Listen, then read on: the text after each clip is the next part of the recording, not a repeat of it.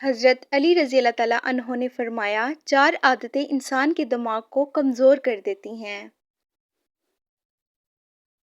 حضرت علی رضی اللہ تعالیٰ عنہ سے پوچھا گیا کہ وہ کون سی عادتیں ہیں جو انسان کے دماغ کو کمزور کر دیتی ہیں۔ حضرت علی رضی اللہ تعالیٰ عنہ نے فرمایا، جو انسان ان 4 عادتوں کو اپناتا ہے اس شخص کا دماغ کمزور ہو جاتا ہے۔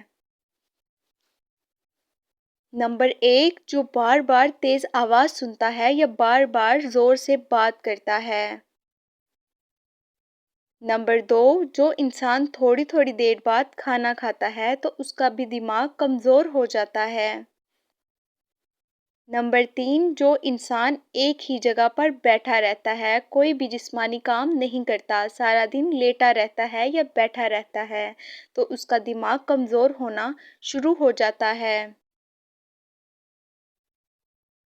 نمبر 4، یاد رکھیں، جو انسان سیکھنے کی کوشش چھوڑ دیتا ہے تو اس کا دماغ کمزور ہونے لگتا ہے، اور وہ طاقت جو اللہ نے اس کے دماغ کو بخشی ہے اس سے وہ دن بدن محروم ہو جاتا ہے۔